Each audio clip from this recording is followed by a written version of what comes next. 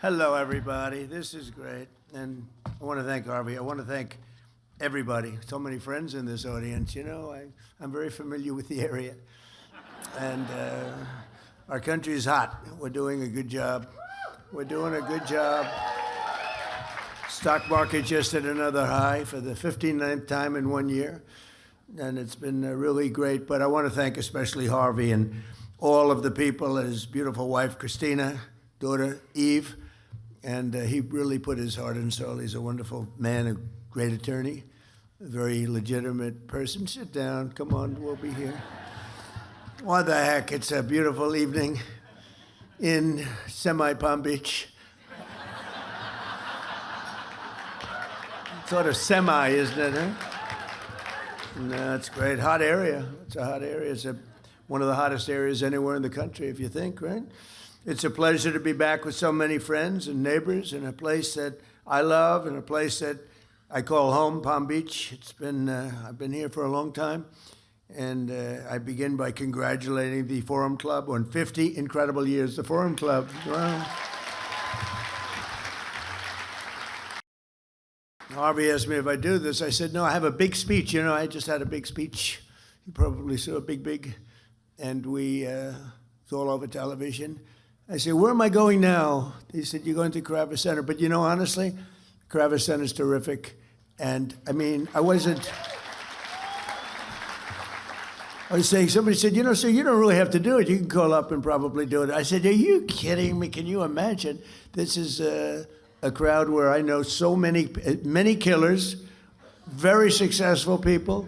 Some are nice, some are horrendous people, but I like the nice ones and the horrendous ones also. We have some really killers. I'm looking out there. Oh, these people, I've had to deal with them my whole life. They are brutal, but you know, you get friendly with brutal people too. I'm dealing with some quite brutal people right now in the lovely country of Iran.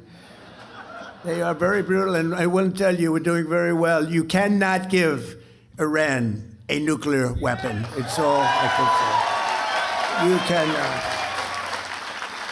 Because they would use it on a place called Israel very quickly, and they would use it in the Middle East, and they'd use it in Europe, and I guess we'd be next, and it's not going to happen. Don't worry about it. We've taken apart. We've taken their Air Force is non-existent. It's gone. Their Navy, they had a very strong Navy. They had the strongest Navy by far in the Middle East, many times over. They have 159 ships. Every single ship is at the bottom of the sea right now. They have no anti-aircraft capacity. They have no radar. They have no leaders. Actually, their leaders are all gone, too. It's part of our problem. We don't know who the hell we're dealing with. They call up, this is Mohammed so-and-so, and I say, are you a leader? We're looking for a leader. It's the only country in the world, nobody wants to be a leader. You know, they say, would anybody like to be president? And there are no takers. But I think we're doing a great job over there, actually. We have they used the Hormuz Strait as a weapon for many, many years. They said they'll close it. So they closed it, then I closed it on them, which is sort of, they want a little business, they get no business. But it's going to work out because everything works out. You know, you look at what we did with Venezuela. That was an amazing military maneuver. And now we have a great relationship with Venezuela. 100 million barrels of oil we've already sold. It goes down to Texas. It goes to be refined in Texas. 100 million. We're going to be another, over the next month, it's going to be another 100 million. And you'll be happy to hear this because you're a lot of great business people here. This is the first war that you've seen in the United States for a long time where we actually have paid for the cost of the war by about 37 times already. In other words, it cost us a lot. We had those big, beautiful aircraft carriers, lots of planes and everything else, but we've paid for it many, many times over.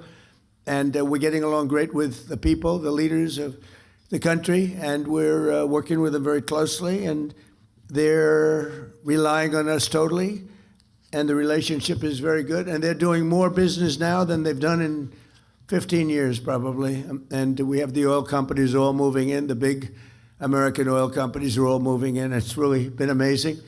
And then I said, well, now we can take a little pause. We ended up doing you all know, you people that probably see the stock market more than almost anybody in the world. There's no group in the world that's more stock market oriented than the people in front of me. Many of you are responsible for some of those successful stocks, but the stock market hit today an all-time high again. It hit one yesterday, hit one the day before, during what they call a military operation. You know, they don't like the word war, and they call it a military operation because that way you don't have a war, you don't have legal problems. But you ever hear a situation where we're knocking the hell out of somebody and we have a Congress, please, you've only got 3 days left. We spent 19 years in Vietnam. We spent 12 years in Iraq. We spent 7 years in another place, 2 years in another one, 7 years in another one. We had another one for 14 years, and we're in there for 6 weeks. What's taking so long? Now, we could leave right now. Right now, if we left right now, it would take them 20 years, 25 years to rebuild the place. But we're not doing it because we have to do it totally right. We don't want to have somebody coming back in 5 years and you have an incompetent president, which we just went through 4 years of a very terrible situation, very incompetent. But this should have been done long before I got to office, so we had to do it. The crazy thing is I had all my financial people, Scott, Howard, all of the different people. And we're celebrating the success because we have the highest stock market. We broke 50,000 on the Dow. Nobody thought it was possible. They said maybe at the end of the fourth year, but probably in 6 years, 5 years, but not during this term. It's too much. We did it at the end of the first year. Then we broke 7,000 on the S&P. We did that at the end of this year, long ahead of schedule. And then I said, we have the most successful, by the way, more oil is being drilled right now than at any time in the history of our country. We're doing double, think of this, we're doing double Saudi Arabia and Russia combined. Double Saudi Arabia and Russia combined. Nobody knows that. And you see all of those big, gorgeous ships coming up from all over the world because the strait is closed by us, and they're coming to Texas now and Louisiana to load up, big ones. 2 million barrels of oil, the big ones, those are the big ones. And they're all heading up, and you see the line, they call it the conga line. I don't know what that's supposed to represent, but you see those graphs, it's made from Space Force, We were responsible for Space Force. We needed Space Force. We were being killed in space by China, by Russia. In my first term, I created Space Force. First time in 79 years that we did a new division, a new grouping, because you had the Marines, the Army, Navy, the Marines. We had the Coast Guard.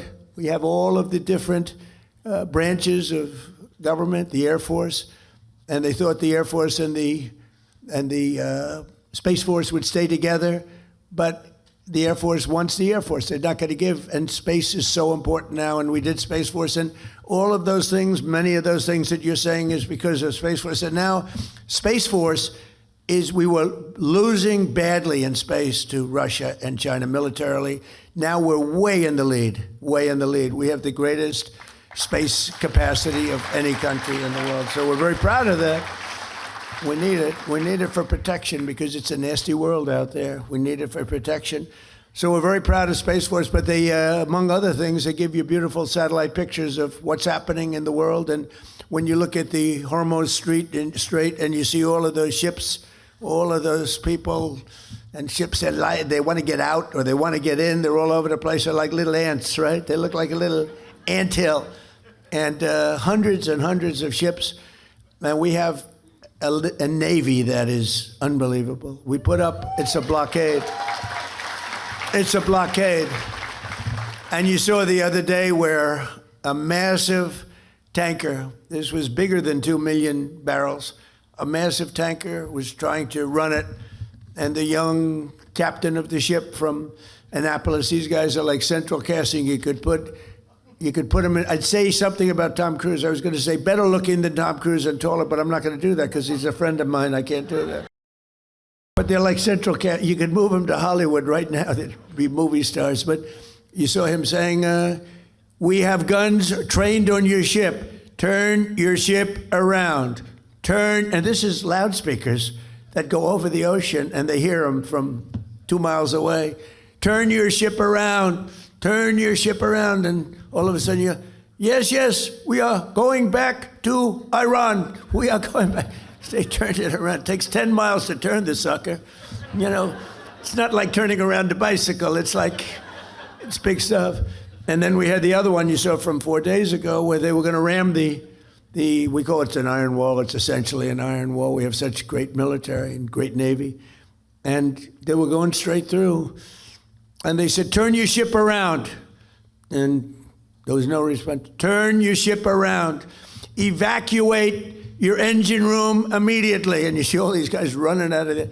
Now, they're 5 miles away, and one shot into the engine room, blew up the engine room, the ship stopped.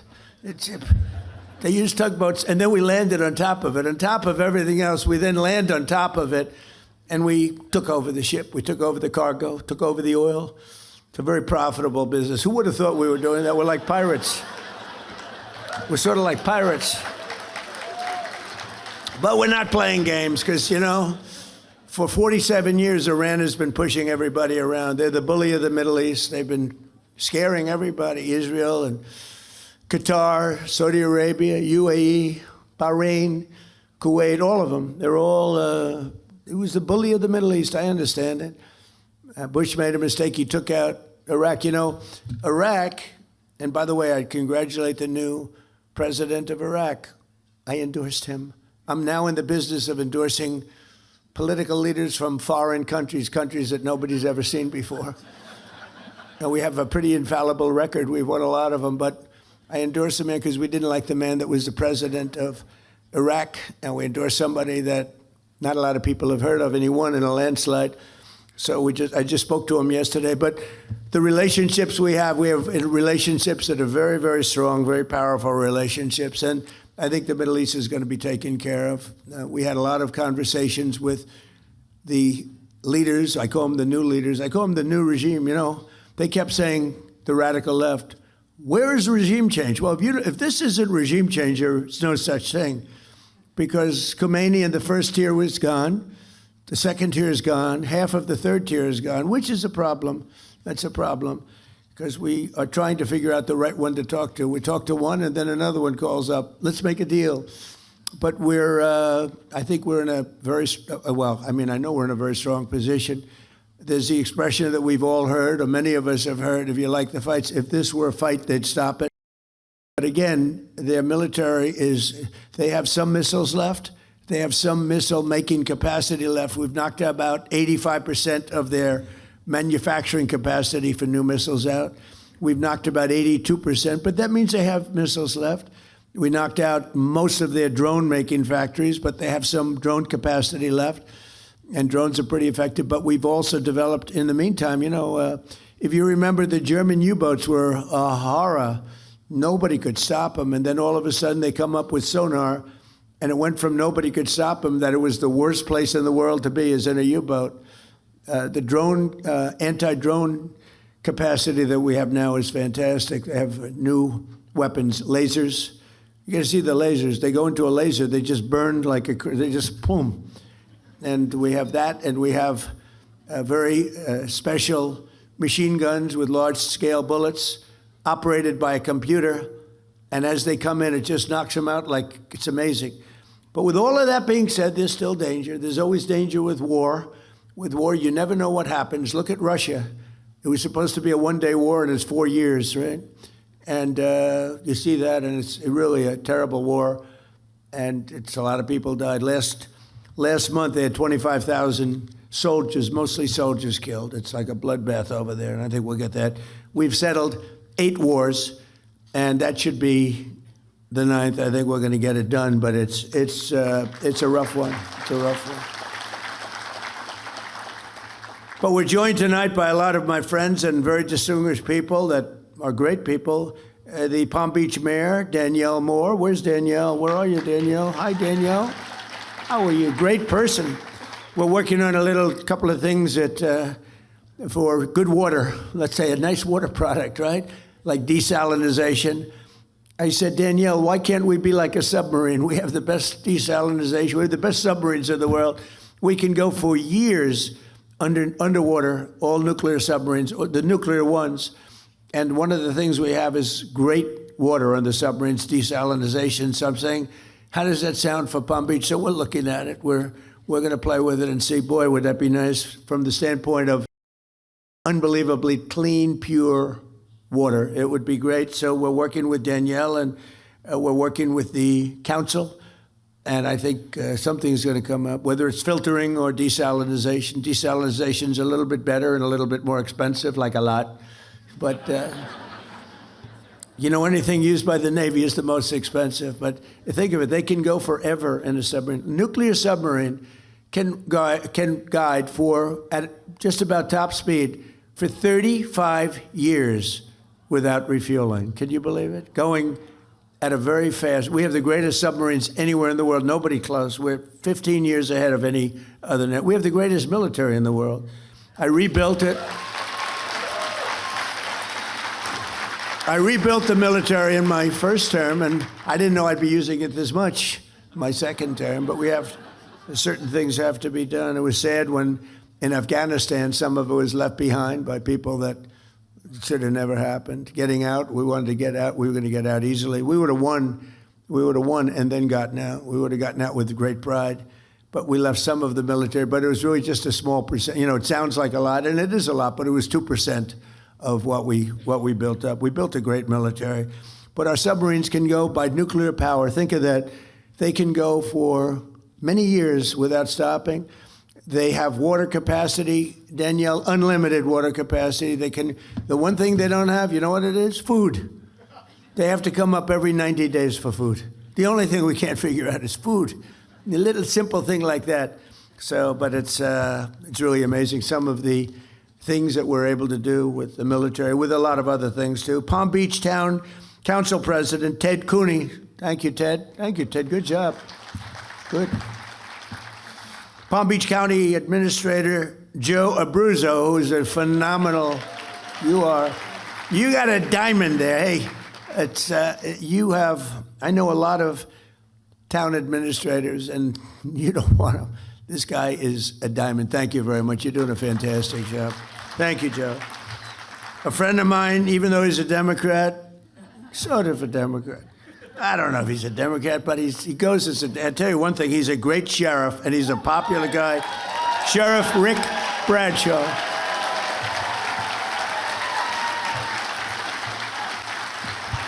So I shouldn't tell you this. I told this to Rick, and you know, I know how tough he is, and also I figured this might happen, but I voted for Rick. He's a Democrat. This could be the end of my presidential career. I voted for him, and one of the reasons I voted for him was he's great. The other was that I was afraid he'd check my vote. And you know what? I think he did, because there was a story in one of the papers that, I don't know, I did some filing, and they actually checked my vote, and I voted for Rick. So that's pretty good, right? All right, I'm in trouble with the Republican Party, but they'll understand. I'll figure that one out. Great job, Rick, really. Candidate for mayor of West Palm Beach, Christina Lambert. Christina, wherever you are, good luck. Good luck. And former Florida CFO, Jeff Atwater. Jeff, thank you. We have a friend of mine for a long time, Pepe Van Hool. He has a monopoly on the sugar market. I don't know if that's good or bad. Pepe. I think it's good. It sounds good to me. He has a monopoly on sugar throughout the world. He's also one of the largest property owners, maybe the largest in all of Florida. And Pepe Jr., who is just like the father, he looks like him, sounds like him. He might even be more vicious if that's possible. But they're both here. Pepe Van Hool, where are you, Pepe? And Pepe Jr., good. They are great people. And he's been a supporter of mine from the beginning, right? Almost before I ran, he said, you know, if you run for president, you're going to win. Before I even announced It was sort of crazy. He's been there from the beginning. Thank you very much. We appreciate the friendship. Great guy. I actually did tell Coca-Cola, why aren't you using real sugar? And they said, well, we have, the aspartame, whatever it is. I said, no. In other countries, believe it or not, Mexico, who does not like me after the change of the name to the Gulf of America, the president called me up. This is 6 months ago. We have 92% of the waterfront. They have 8%. And I always wondered, why is it the Gulf of Mexico? For a long time, even looking as a kid, I said, well, Gulf of Mexico, it's such a powerful name. It's such a powerful thing, the Gulf of Mexico, but it should be the Gulf of America. I mean, I'll say it only within the confines of this room because I know that's a lot of fake news back there. Within the confines of this room, Mayor, you're not going to tell anybody, please? I was thinking about seriously calling it the Gulf of Trump, but I really was, but I was told by some very wise people, please don't do this. That's one I don't think would have worked. What do you think? That wouldn't have worked too well. But, it's such an honor you look at that incredible, powerful, beautiful, really rich area of water. There's probably very little like it anywhere in the world. When you look at all the rigs out there, all the wealth that's underneath that water, and now it's the Gulf of America. And the president of Mexico called me. He's not too fond of me anymore, but when she heard about it, it was put in some paper. Somebody leaked it someplace always. You always have leaks. When you're in my world, leaks are part of life. And it was leaked that I was going to change the name of the Gulf of Mexico to the Gulf of America. And she's a beautiful woman, a very nice, I never like to talk about beauty because it's usually the end of a political career. If you say somebody's a beautiful woman, they say, what a terrible, terrible thing. Everybody hates it except the woman that you're talking about. They love it. So I won't say she's a beautiful woman, but she's a fine woman. And she is. And she's got this incredible, beautiful voice, elegant voice. She was a ballet dancer. She's got this beautiful voice, and she goes, President, no, President, tell me, you're only kidding. You're not going to change the name of the Gulf of Mexico. Yes, I am. I'm sorry. No, please. Anyway, so they don't love me too much in Mexico right now, That's why guys like me are in a lot of danger, consequential people get in a lot of danger. You know what I'm talking about? Saturday night, it was good for one thing. People are loving my ballroom now. That's the only thing. They love my ballroom. They love my ballroom. It's going to be the best in the world, although I like the one at Mar-a-Lago very much too, Mayor. And we have County Commissioner Maria Marino. Thank you. Commissioner, thank you. Good job. And former Congressman Dan Micah. Where is Dan Micah? Thank you, Dan. Good job.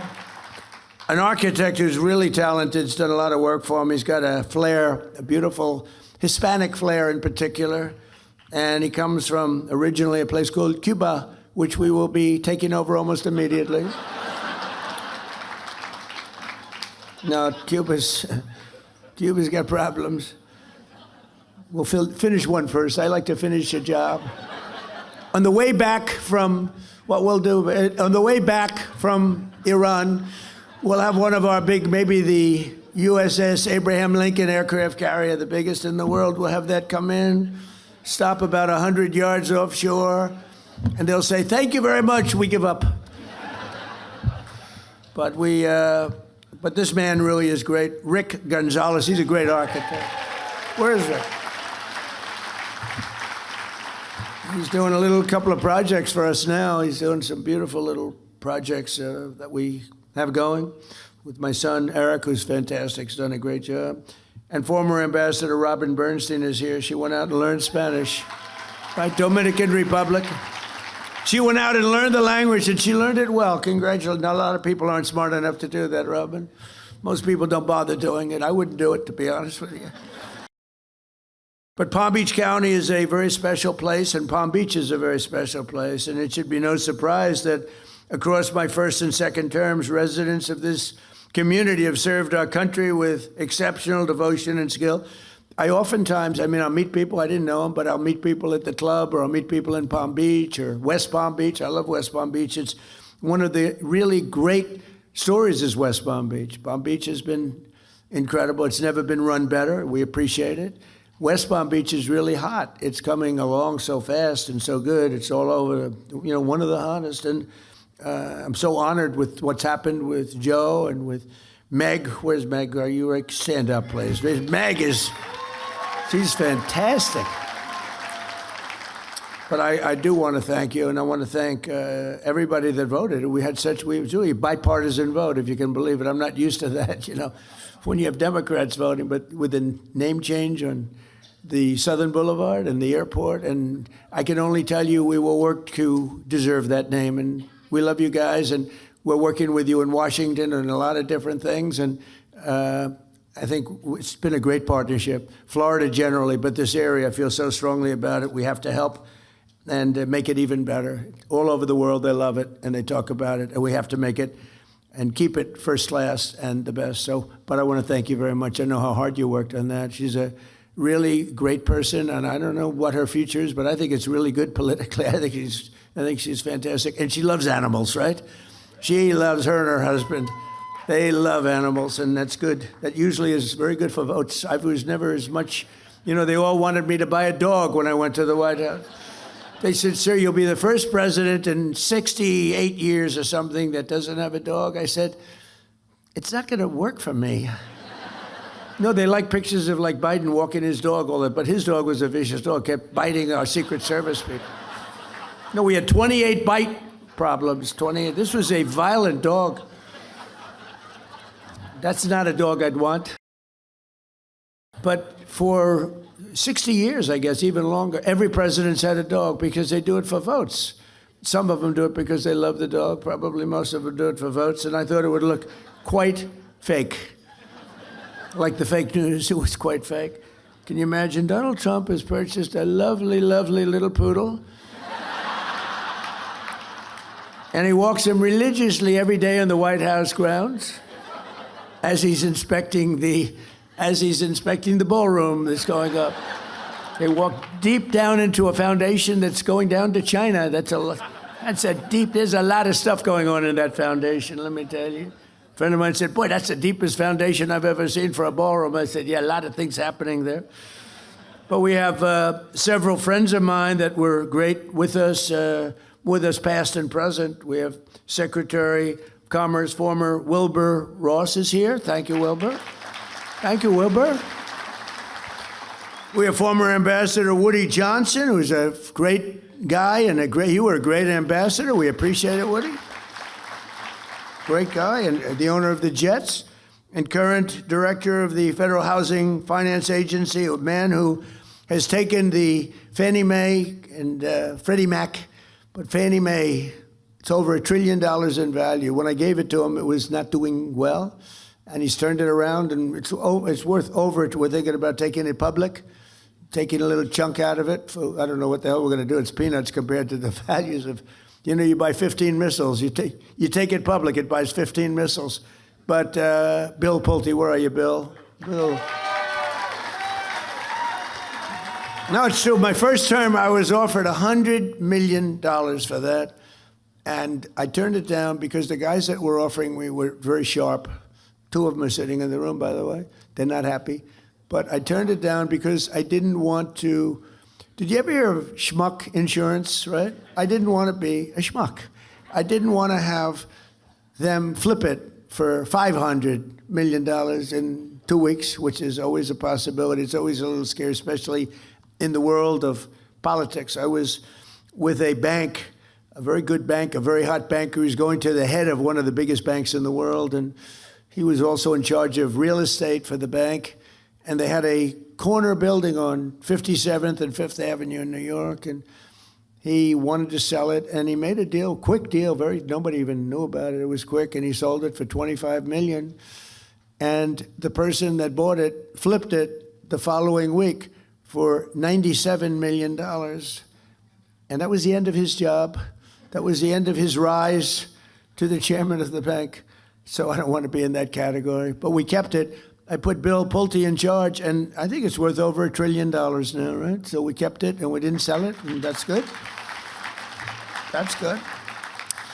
But not only have we lovingly restored they call it the crown jewel of Palm Beach, Mar-a-Lago, but we turned it into what everybody acknowledges. It's the hottest club anywhere in the world. I mean, I hate to say it about my club, but it is truly everybody that's been there. It's the hottest club anywhere in the world. And very importantly, it creates hundreds of jobs and brings thousands of travelers here each year. And then we have all the weddings and all the conventions and the events that we have there are spectacular. And they say it's raised more money as a ballroom. It's raised more money than any other ballroom anywhere in the world for charity. We raise tremendous money for charity. It's every other night you'll see it.